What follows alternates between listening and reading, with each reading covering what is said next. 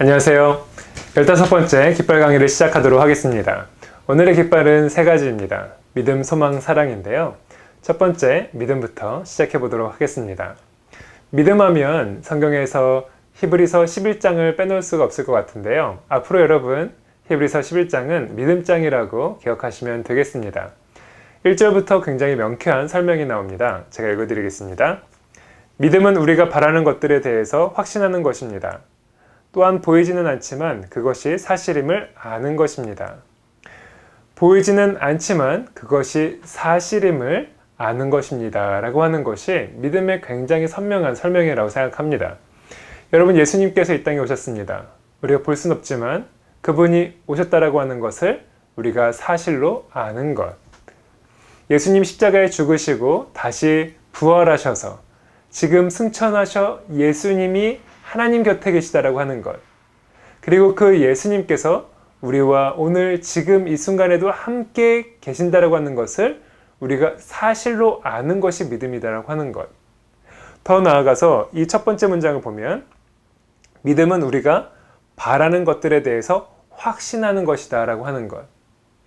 예수님께서 우리가 있는 이 삶 가운데 동행하신다라고 하는 것을 너무나도 바라고 예수님과 동행하는 것을 믿으며 확신하는 것, 이것이 바로 믿음이다라고 하는 것이죠. 사실이라고 하는 것을 아는 것, 그리고 그것을 바라고 확신하는 것. 예를 들어서 요한계시록에 하늘나라에 대한 것, 그리고 예수님이 다시 오실 것이라고 말씀하신 것에 대한 우리의 믿음은 뭘까요? 예수님이 다시 오실 것이라고 하는 그것을 사실로 아는 것.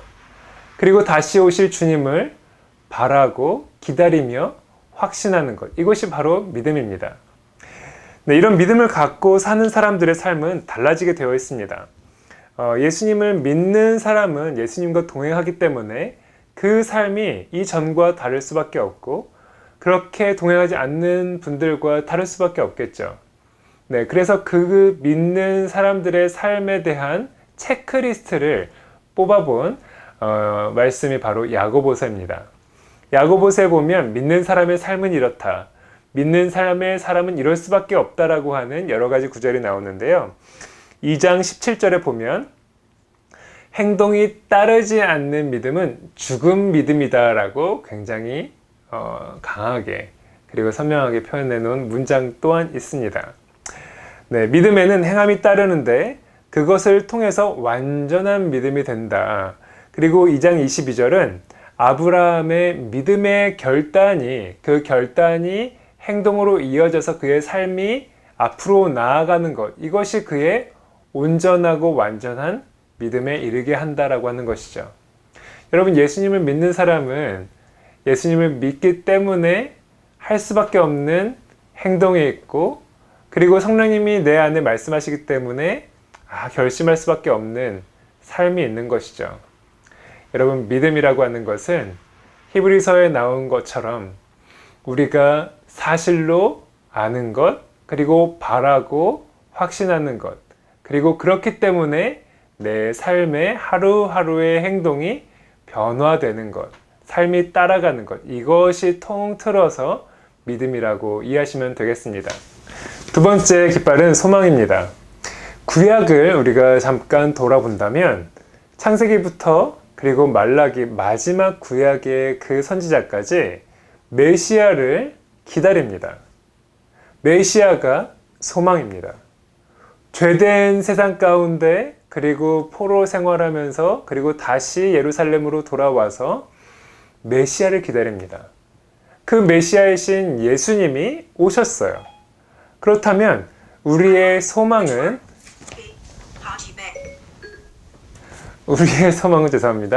우리의 소망은 예수님인 거죠.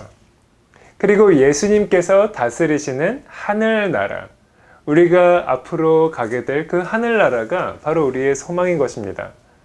그래서 여러분 기억하실 것, 소망은 무엇인가? 바로 예수님이다. 우리 안에 오셔서 우리를 인도하시고 그리고 앞으로 인도하실 그 예수님의 나라가 우리의 소망이다라고 하는 것을 기억하시기 바랍니다. 그렇다면 이 소망이 우리의 삶과 무슨 연관이 있을까요? 유기성 목사님의 나는 죽고 예수로 사는 사람이라고 하는 이 책을 보면 유기성 목사님이 천국 소망이라고 하는 단어를 쓰십니다. 예수님이 소망인 사람, 그 사람은 천국을 소망하는 사람이다. 그리고 예수님을 만나서 그 소망을 품은 사람은 삶이 바뀌어질 수밖에 없다. 여러분, 예수님께서 이렇게 말씀하셨습니다. 천국은 바로 이와 같다. 진주가 묻힌 그 밭을 발견한 상인이 자신의 모든 재산을 다 팔아서 그 밭을 사는 것과 같다. 여러분, 이제 천국 소망을 가진 사람은 이 땅에 소망을 두고 사는 사람들과 다르기 때문에 삶이 바뀌어질 수밖에 없어요. 그죠? 그리고 하늘나라를 바라보며 살아가는 그 천국 소망을 가지고 사는 사람은 그 나라에 갈 삶을 준비할 수밖에 없겠죠. 그래서 그분은 이 책에, 유기성 목사님은 책에 소망이라고 하는 것을 이렇게, 소망 있는 삶이라고 하는 것을 이렇게 문장으로 써놓으셨습니다. 소망이 있는 삶이란 주님의 나라가 다가오고 있음을 알고 그 나라를 위해서 준비하며 사는 삶입니다.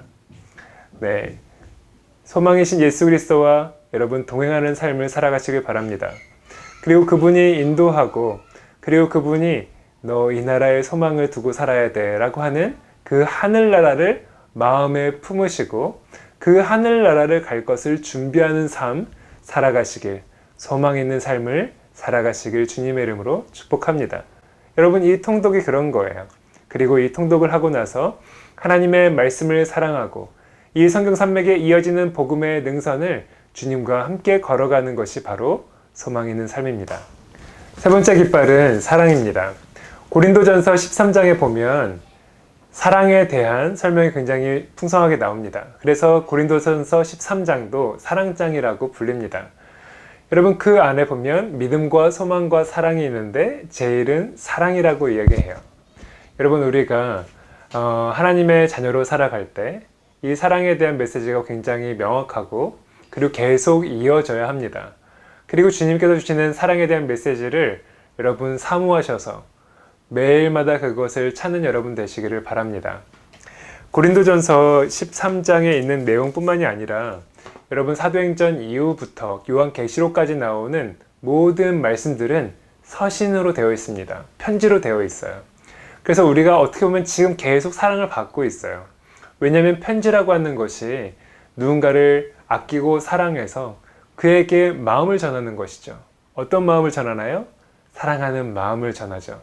그렇기 때문에 우리가 지금 계속 읽고 있는 이 메시지들도 사랑이라고 하는 것을 우리가 계속 느끼고 그리고 경험하고 쌓아갔으면 좋겠습니다. 특별히 요한일서 4장 16절을 보면 하나님은 사랑이시라 라고 하는 말씀이 있습니다. 제가 어릴 적에 제가 다니던 교회에 강대상 뒤에 하나님은 사랑이시라 라고 쓰여 있었어요. 여러분, 하나님은 사랑이십니다. 그렇기 때문에 여러분, 하나님의 사람인 우리도 무엇이 되어야 될까요? 사랑이 되어야 해요. 교회는 무엇이 되어야 할까요? 여러분, 사랑이 되어야 합니다.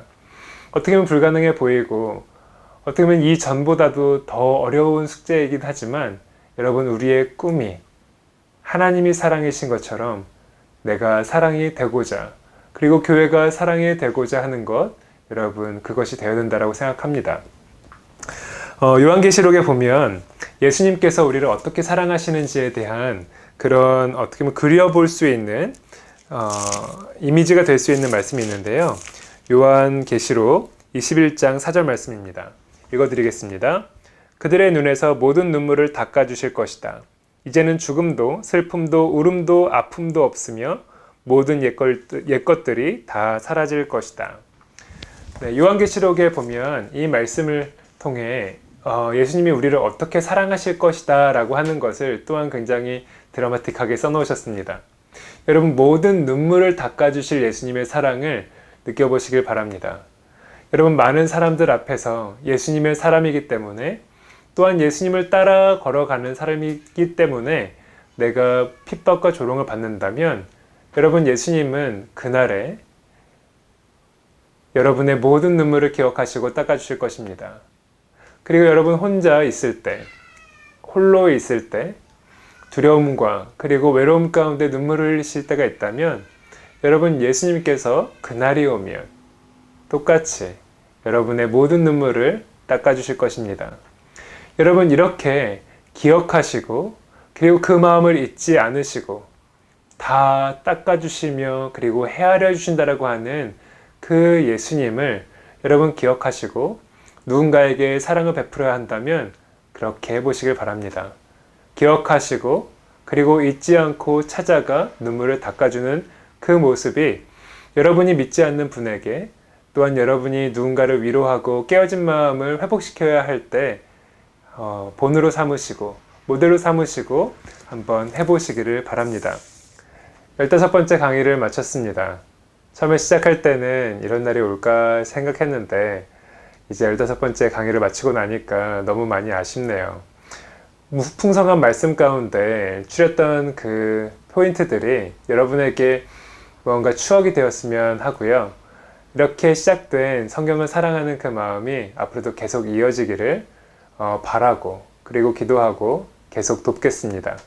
여러분, 이제 일주일 남았네요. 네, 화이팅입니다. 완주를 위해서.